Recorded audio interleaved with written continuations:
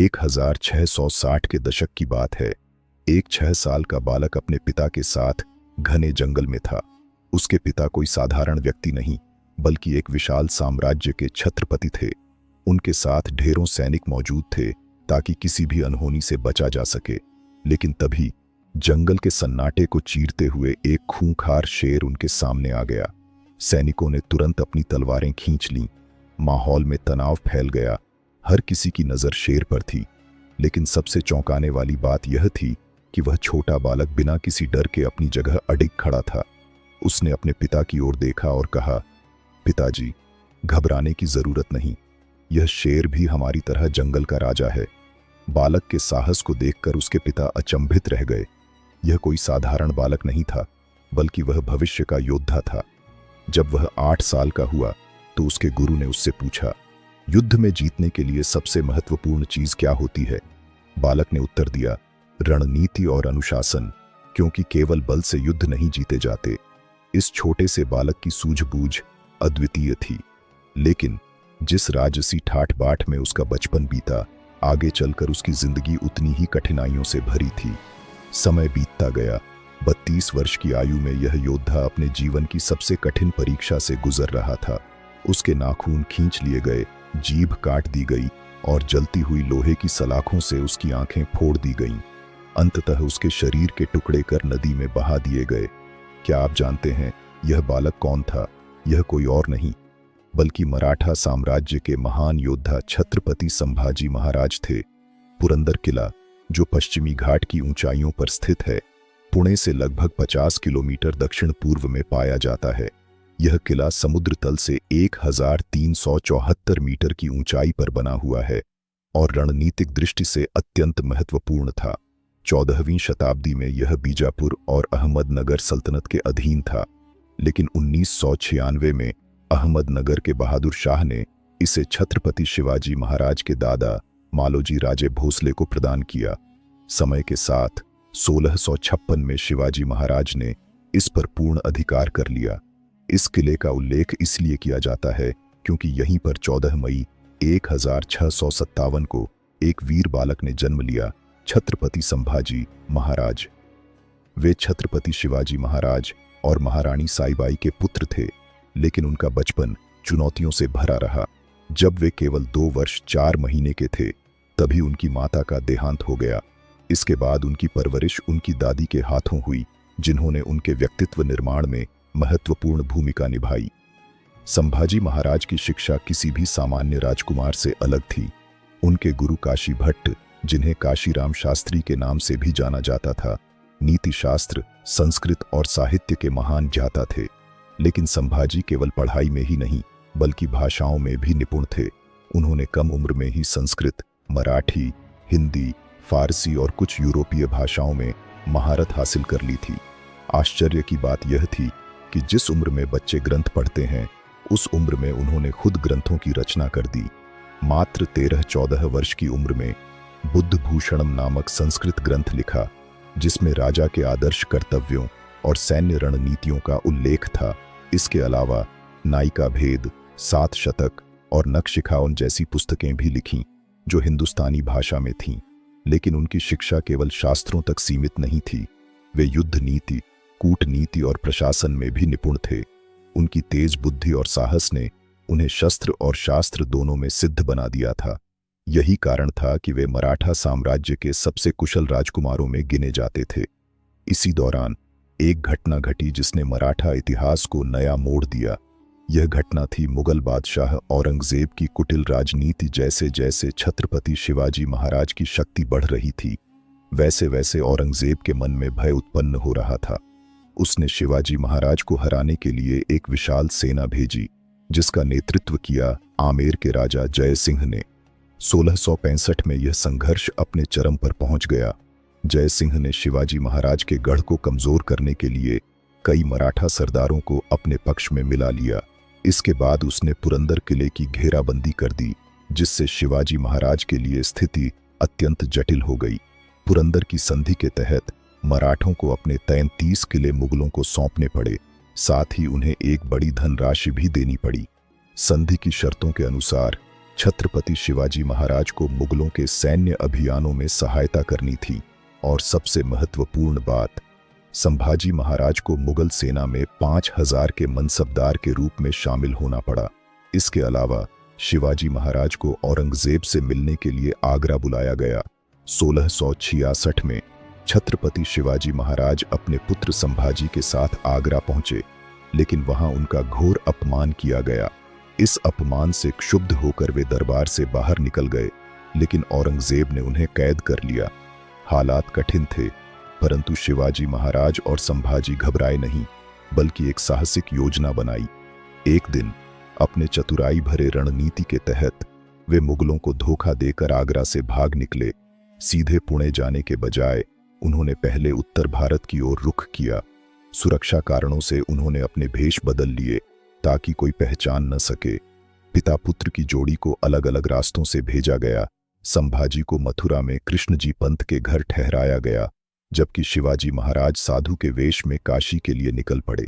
केवल 9 वर्ष की उम्र में संभाजी ने काशी प्रयाग होते हुए राजगढ़ तक की लगभग 2200 किलोमीटर की दूरी मात्र 28 दिनों में तय की। इस दुस्साहसी पलायन के बाद शिवाजी महाराज ने अपने कई किले पुनः मुगलों से छीन लिए और अगले कुछ वर्षों तक औरंगजेब के लिए एक बड़ा सिरदर्द बने रहे। मुगल सम्राट दक्षिण भारत में अपने साम्राज्य का विस्तार करना चाहता था, लेकिन शिवाजी महाराज के रहते यह संभव नहीं हो सका। 1680 में मराठा इतिहास ने एक नया मोड़ लिया। छत्रपति शिवाजी महाराज का स्वर्गवास हो गया, जिससे पूरे मराठा साम्राज्य में नेतृत्व को लेकर असमंजस की स्थिति उत्पन्न हो गई। अब सवाल यह था कि अगला छत्रपति कौन होगा, संभाजी या उनके सौतेले भाई राजाराम। दरबार में 2 गुट बन चुके थे, एक जो संभाजी को मराठा गद्दी सौंपना चाहता था और दूसरा जो राजाराम का समर्थन कर रहा था। लेकिन इस बीच एक और बड़ा मोड़ आया। संभाजी पन्हाला के किले में कैद थे। कई इतिहासकार मानते हैं कि अनुशासनहीनता और जिद के कारण शिवाजी महाराज ने ही उन्हें नजरबंद करवाया था। इसी दौरान मराठा गद्दी खाली हो चुकी थी। हो गई तो संभाजी की सौतेली मां यानी सोयराबाई ने कई मराठा मंत्रियों और दरबारियों से समर्थन मांगा ताकि वह अपने 10 साल के बेटे राजाराम को अगला छत्रपति बना सके। 3 अप्रैल 1680 को छत्रपति शिवाजी महाराज की मौत हुई और 21 अप्रैल 1680 को राजाराम को मराठा सिंहासन पर बैठा दिया गया। लेकिन जैसे ही संभाजी को इसकी सूचना मिली तो वे पन्हाला किले से किसी तरह निकल भागे और रायगढ़ के किले पर चढ़ाई करती तथा अपनी सौतेली मां सोयराबाई को कैद कर लिया। इस तरह संभाजी महाराज ने अपनी वीरता और प्रशासनिक क्षमता से खुद को योग्य साबित किया और बता दिया कि वही बनेंगे मराठा साम्राज्य के दूसरे छत्रपति। संभाजी 20 जुलाई 1680 को मराठा सिंहासन पर विराजमान हुए, लेकिन यह वह समय था जब सिंहासन कांटों से भरे हुए हुआ करते थे। खास तौर पर छत्रपति शिवाजी महाराज के जाने के बाद मराठा साम्राज्य के लिए यह समय बहुत कठिन होने वाला था और संभाजी के लिए भी, क्योंकि अब दक्षिण की तरफ बढ़ने वाला था। क्रूरता की मिसाल आलमगीर औरंगजेब। संभाजी महाराज यूं ही छावा नहीं कहलाए, इसके लिए इनको अपने दुश्मनों के खून से अब तलवार का अभिषेक करना पड़ा। मराठा साम्राज्य के इस महान योद्धा ने अपने जीवन काल में कई युद्ध लड़े।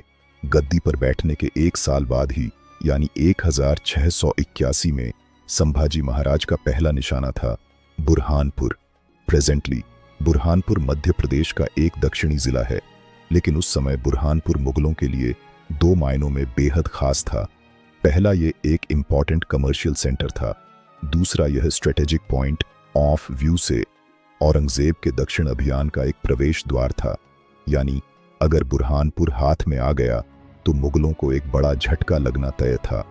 संभाजी महाराज ने भी गद्दी नशी होते ही बता दिया कि वह भी अपने पिता के नक्शे कदम पर चलकर मुगलों को नेस्त नाबूद करने वाले हैं। मराठा अक्सर गोरिल्ला छापामार युद्ध नीति से हमला किया करते थे। इसी तरीके से संभाजी महाराज ने भी बुरहानपुर पर अचानक हमला किया। मराठाओं ने शहर को लूटा, मुगल सरकारी खजाने को खाली कर दिया, यहां तक कि सैनिकों को रसद पहुंचाने वाली लाइन को भी काट दिया। कुल मिलाकर बुरहान हमले ने मुगलों की अर्थव्यवस्था को भारी चोट पहुंचाई। औरंगजेब की आंखें इस हमले की खबर सुनकर लाल हो गई। औरंगजेब को अब समझ आ गया था कि छत्रपति शिवाजी महाराज की मृत्यु के बाद मराठा शक्ति को कुचल देने का यही सही समय है। औरंगजेब पहले से ही दक्कन के सुल्तानों यानी बीजापुर गोलकुंडा को जीतने की प्लानिंग कर रहा था, और मराठों से तो औरंगजेब बहुत ही ज्यादा परेशान पहले से था। मराठा ऊं की गनिमी कावा यानी गोरिल्ला युद्ध नीति से मुगल सल्तनत को बहुत नुकसान हो रहा था। मराठा हों को तो उसको कुचलना ही था। लगभग इसी समय औरंगजेब के पुत्र मोहम्मद अकबर ने भी बगावत कर दी थी और संभाजी महाराज के पास मदद मांगने चला आया था। देखिए, औरंगजेब ने अपने बड़े भाइयों यानी दारा शिकोह शाह, शुजा और मुराद बख्श को हराकर मुगल सल्तनत की सत्ता हासिल की थी। औरंगजेब को ताज खोने का डर इतना ज्यादा था कि उसने अपने बेटों को भी हमेशा संदेह की नजर से देखा। मोहम्मद अकबर को औरंगजेब ने दक्कन में मराठों के खिलाफ युद्ध का नेतृत्व करने भेजा था, लेकिन बाप बेटे के बीच सोच में काफी अंतर था, जो समय के साथ बढ़ता गया। मोहम्मद अकबर को यह पसंद नहीं था कि औरंगजेब अपनी कट्टर धार्मिक नीतियों को और कठोरता से हिंदुस्तान की जनता पर लादे और मराठों के खिलाफ एक अंतहीन युद्ध करता रहे। हालांकि उसकी खुद की महत्वाकांक्षा भी थी कि वह औरंगजेब को हराकर मुगल सल्तनत का बादशाह बने। वहीं मोहम्मद अकबर के रूप में एक राजनीतिक लाभ संभाजी महाराज को भी दिख रहा था। छत्रपति संभाजी महाराज को उम्मीद थी कि वह मोहम्मद अकबर के साथ मिलकर मुगल साम्राज्य को अंदर से खोखला कर देंगे। मोहम्मद अकबर के पास मुगल सेना का अनुभव और संसाधन थे जो मराठों को फायदा पहुंचा सकते थे। इसके अलावा अगर मोहम्मद अकबर के हाथों में मुगलिया सल्तनत की बागडोर रहेगी तो मराठों के साथ समझौता हो सकता था, जिससे दक्कन में मुगल दबाव कम हो जाता। यह सब कारण थे जिससे मोहम्मद अकबर ने संभाजी महाराज के साथ गठबंधन करने का फैसला किया था, और संभाजी महाराज ने इसको शरण भी दे दी थी। यानी अब और औरंगजेब के पास पर्याप्त कारण थे कि वह अब अपनी विशाल सेना लाव लश्कर के साथ दक्षिण की तरफ लेकर बढ़े। उसको आना ही था, और वो आया 1683 में। औरंगजेब अपनी राजधानी दिल्ली छोड़कर दक्कन की तरफ कूच कर गया।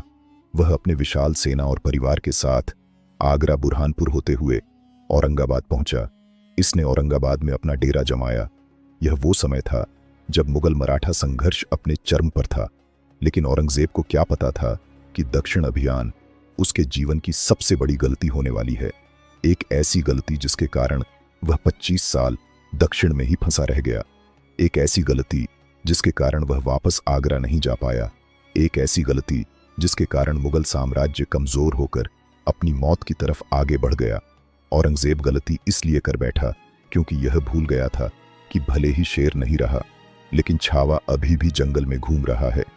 दोस्तों, हमने अभी देखा कि मराठा ने बुरहानपुर पर हमला किया था। यह एक रणनीतिक हमला था जिससे मुगलों की अर्थव्यवस्था को बड़ा झटका लगा था। इस हमले से मराठा हों को अपने आगे के अभियान के लिए धन की शक्ति भी मिली और मन की शक्ति भी, जिससे वे आगे और ज्यादा आत्मविश्वास के साथ लड़ सके। इसके बाद 1682 में संभाजी महाराज ने कर्नाटक में आदिल शाही सुल्तान के किलों पर आक्रमण किया और उन्हें हराया। इस युद्ध में उन्होंने मराठा सेना को दक्षिण की तरफ बढ़ने का मौका दिया और मुगलिया आदिल शाही की सम्मिलित शक्ति को कमजोर कर दिया। मराठा जंगल में गोरिल्ला युद्ध नीति में तो सर्वश्रेष्ठ थे ही, लेकिन क्या आपको पता है कि मराठा समुद्र में एक बड़ी नौसैनिक शक्ति भी थे। इसी समय पुर्तगाली भी एक समुद्री शक्ति थे और अरब सागर के ट्रेड रूट को कंट्रोल कर रहे थे। देखिए, संभाजी महाराज का पुर्तगालियों से लड़ना अचानक नहीं हुआ था। पुर्तगाली गोवा में हिंदुओं का जबरन धर्म परिवर्तन कर रहे थे। इससे स्थानीय हिंदू जनता और मराठा में गुस्सा भरा हुआ था। इसके अलावा पुर्तगालियों ने औरंगजेब से सहयोग कर लिया था और सिद्धियों को भी मराठा के खिलाफ सहायता प्रदान कर रहे थे। यह समुद्र पार व्यापार करने वाले मराठा जहाजों को लूटने लगे थे, जिससे मराठा ऊं को नुकसान हो रहा था और मराठा नौसेना को चुनौती मिल रही थी। संभाजी महाराज समझ गए थे कि पुर्तगालियों को सबक सिखाना ही पड़ेगा। फिर 1883 में संभाजी महाराज ने विशाल मराठा सेना और नौसेना के साथ पुर्तगाली ठिकानों पर हमला कर दिया। मराठा ऊं ने बेसिन सालसेट और अन्य क्षेत्रों पर धावा बोला और कई किलों पर कब्जा कर लिया। तभी पुर्तगाली गवर्नर अल्वारो द सिल्वेरा ने मदद के लिए दूसरी यूरोपियन शक्तियों जैसे कि ब्रिटिश और डच नौसेना से गुहार लगाई। पुर्तगालियों ने औरंगजेब से भी मदद मांगी, जिसके बाद मुगल सेना मराठा ऊं के खिलाफ आगे बढ़ी। इस बीच मराठा सेना को रसद और अन्य सैन्य आवश्यकताओं की कमी होने लगी। स्थिति बिगड़ने पर मराठा ऊं को गोवा से पीछे हटना पड़ा। इस युद्ध में हालांकि मराठा पूरी तरह से गोवा पर कब्जा नहीं कर पाए, लेकिन पुर्तगालियों को भारी नुकसान जरूर पहुंचा दिया और दुनिया को बता दिया कि मराठा सिर्फ जंगलों के शेर नहीं बल्कि पानी के भी मगर हैं, जो यूरोप की समुद्री ताकतों से टकरा भी सकते हैं और तबाह भी कर सकते हैं। पुर्तगालियों को नुकसान पहुंचाने के बाद संभाजी महाराज ने जंजीरा के सिद्धियों की तरफ अपनी तलवार घुमाई। जंजीरा के सिद्धियों की कहानी भी काफी कुछ पुर्तगालियों की तरह ही थी। सिद्ध बेसिकली अफ्रीकी मूल के लोग थे जिन्हें हबशी कहा जाता था। यह लोग भारत में अरब व्यापारियों के जरिए आए और बाद में गुलामों के रूप में लाए गए। समय के साथ धीरे धीरे यह सिद्ध अलग अलग राजाओं की सेनाओं में भर्ती किए जाने लगे और अपनी वफादारी और क्षमता के लिए प्रसिद्ध हो गए। बाद में जंजीरा पर इन्हीं सिद्धियों का राज्य हुआ। जंजीरा किला महाराष्ट्र के पश्चिमी तट पर स्थित एक समुद्री किला था। इसे जलदुर्ग कहा जाता था। यह चारों तरफ से अरब सागर से घिरा हुआ था, इसलिए इसे फतह कर पाना लगभग असंभव था। यह किला रणनीतिक रूप से महत्व रखता था और यह एक मजबूत नौसैनिक केंद्र था। खास बात यह थी कि यह पुर्तगालियों, अंग्रेजों और मुगलों के समुद्री व्यापार मार्ग के पास था। औरंगजेब ने मराठा ऊं को घेरने के लिए जंजीरा के सिद्धियों के साथ हाथ मिलाया ताकि मराठों की नौसेना कमजोर हो जाए।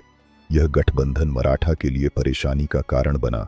इसलिए 1683 में संभाजी महाराज ने सिद्धियों की शक्ति को खत्म करने के लिए जंजीरा पर एक बड़ा सैन्य अभियान छेड़ा। मराठा ने जंजीरा को चारों तरफ से घेर लिया और सिद्धियों की नौसेना पर हमला कर दिया। युद्ध लंबा खिंच गया।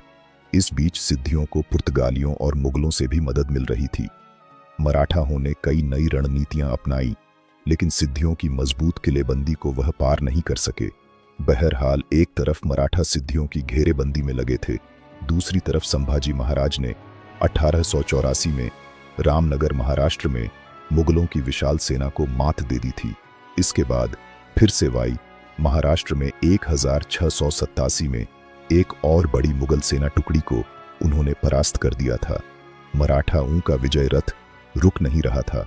मुगलों की जड़ों को काटने में संभाजी महाराज लगे हुए थे, लेकिन इनको क्या पता था कि इनके अपने ही इनसे दगाबाजी कर देंगे और इन्हें नर्क की यातनाएं सहनी पड़ेंगी। 1687 में वाई की लड़ाई में एक बेहद खास मराठा कमांडर हमीर राव मोहिते वीरगति को प्राप्त हो गए थे। इसके कारण मराठा सेना में आत्मविश्वास की कमी सी आ गई थी। इसलिए संभाजी महाराज अपने आगे की लड़ाई की रणनीति को मजबूत करने के लिए संगमेश्वर आए थे। यहां इनके साथ इनके भरोसेमंद कवि कलश भी साथ थे। Sangameshwar strategic point of view से महत्वपूर्ण था, क्योंकि यह एक छिपा हुआ और सुरक्षित इलाका था। इसलिए यहां संभाजी महाराज ने लगभग 200 लोगों के साथ अपना काफिला रोका, लेकिन इनको क्या पता था कि मराठा दरबार में मौजूद गद्दार इनसे दगाबाजी और विश्वासघात कर देंगे। मराठा साम्राज्य के दरबार में गोपीनाथ पंत बुंदेले और हरिपथ ने मुगलों के साथ साठगांठ कर ली थी। एक और दगाबाज था गणोजी शिर्के, जो कि उनकी पत्नी का ही भाई था। इन लोगों ने मुगल सेनापति मुकर्रम खान को यह बता दिया कि संभाजी महाराज संगमेश्वर में मौजूद हैं और उनके साथ सुरक्षा भी बहुत कम है। मुकर्रर खान एक गुप्त रास्ते से 5000 सैनिकों की फौज के साथ वहां पहुंच गया। ये वो रास्ता था जो सिर्फ मराठों को पता था। इसलिए संभाजी महाराज भी इस हमले के लिए तैयार नहीं थे। एक तरफ थी 5000 की फौज और दूसरी तरफ संभाजी मुट्ठी भर सैनिकों के साथ थे। वे लड़े, लेकिन मुकाबला बराबरी का नहीं था।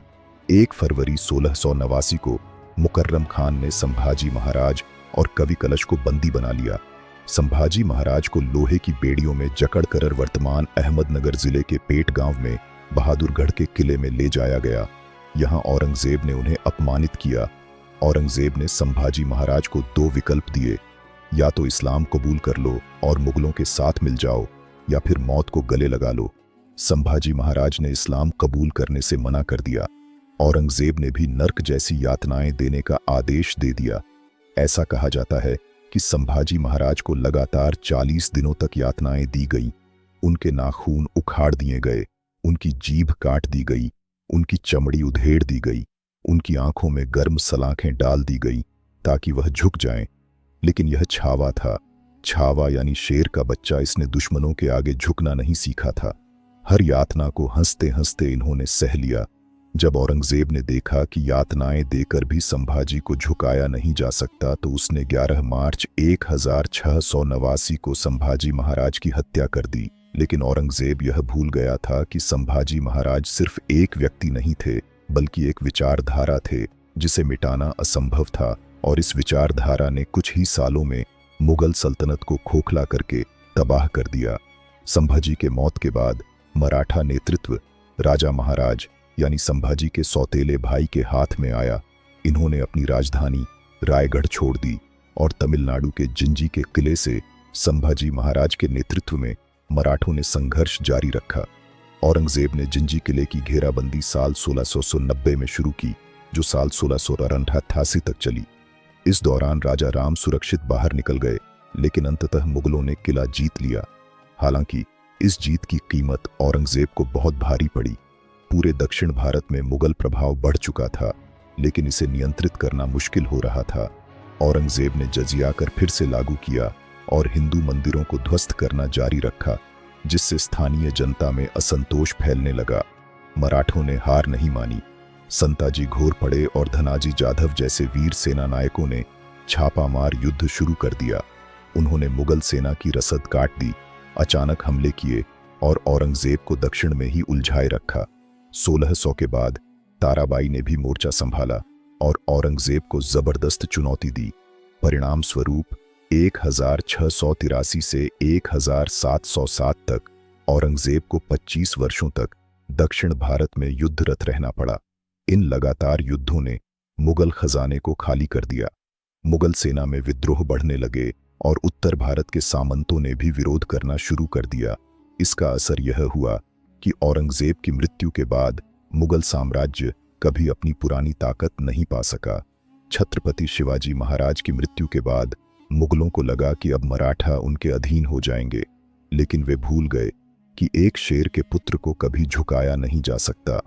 औरंगजेब ने संभाजी महाराज को हल्के में लिया, लेकिन संभाजी केवल एक योद्धा ही नहीं, बल्कि एक कुशल प्रशासक भी थे। उन्होंने अपने पिता द्वारा स्थापित प्रशासनिक व्यवस्था को बनाए रखा और जरूरतमंदों की सहायता की।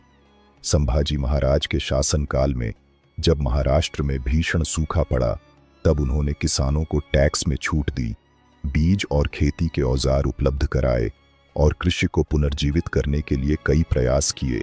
वे केवल युद्ध में ही नहीं, बल्कि साहित्य और संस्कृति के क्षेत्र में भी अग्रणी थे। संस्कृत और मराठी साहित्य में उनका योगदान उल्लेखनीय रहा। संभाजी महाराज ने मराठा स्वराज्य की रक्षा के लिए अपने प्राणों की आहुति दे दी, लेकिन उनके बलिदान ने मराठों को और अधिक संगठित और शक्तिशाली बना दिया। कुछ ही वर्षों में मराठों ने मुगलों को पूरी तरह से परास्त कर दिया और भारतीय उपमहाद्वीप में उनकी पकड़ कमजोर पड़ने लगी। संभाजी महाराज केवल एक योद्धा नहीं थे, वे एक विचारधारा थे। उनका बलिदान यह सिद्ध करता है कि सच्चे योद्धा कभी झुकते नहीं और अन्याय के सामने समझौता नहीं करते। यही कारण है कि उन्हें इतिहास में एक महापराक्रमी, परम प्रतापी राजा के रूप में याद किया जाता है।